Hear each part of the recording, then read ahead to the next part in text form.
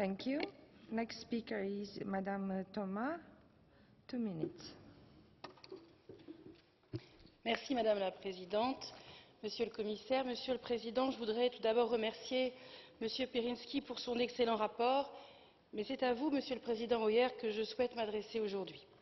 Vous représentez une institution en situation de quasi-monopole sur les garanties des instruments financiers de l'Union européenne. Les milliards brassés par votre banque sont ceux des citoyens européens et je tenais à faire ce rappel en préambule pour réaffirmer que vous êtes une banque, certes, mais vous ne représentez pas une banque comme les autres. Votre banque a avant tout vocation à satisfaire l'intérêt public. Je profiterai donc de ce débat sur le bilan 2014 pour anticiper moi aussi sur le bilan 2015-2016, voire 2017, qui sont les années de mise en œuvre des fonds européens pour les investissements stratégiques du plan Juncker. Ce plan d'investissement, nous, socialistes et démocrates, nous l'avons clairement appelé de nos vœux, conscients du déficit d'investissement dont l'Europe est victime depuis la crise de 2008. Or, aujourd'hui, après un an de mise en œuvre, nous avons quelques inquiétudes. Nous avons voulu un plan permettant des investissements supplémentaires en Europe. Or, nous constatons en 2015 une activité de la BEI comparable à celle de 2012, soit à peu près 80 milliards d'euros.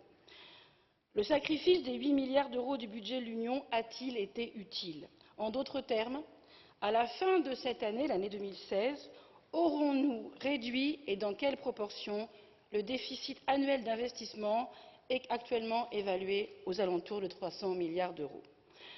Le Parlement a voté la mise en place d'un scoreboard pour sélectionner les projets en fonction de leur valeur ajoutée sociale et environnementale. Je voulais savoir également s'il était utilisé dans le processus de sélection et plus précisément comment évaluez-vous les créations d'emplois lors des sélections? Car à Paris comme à Bruxelles, je rencontre des porteurs de projets innovants et créateurs d'emplois qui voient leur dossier refusé parce que trop risqué. Or, Monsieur le Président, nous avons débloqué 16 milliards de garanties sur le budget de l'Union pour conserver votre triple A tout en investissant dans des projets plus risqués. Considérez-vous avoir rempli votre part du contrat? Monsieur le Président, nous avons confié une lourde responsabilité, nous en sommes conscients, mais nous sommes aussi comptables des résultats. C'est pourquoi nous attendons des réponses précises. Merci. Thank you. Next speaker is Mr. Lunes. 1 minute. Dank u wel, mevrouw de voorzitter. Dank u wel, meneer Hoyer, om hier aanwezig te zijn. Vandaag hebben wij nood aan een sterker Europees investeringsklimaat, absoluut.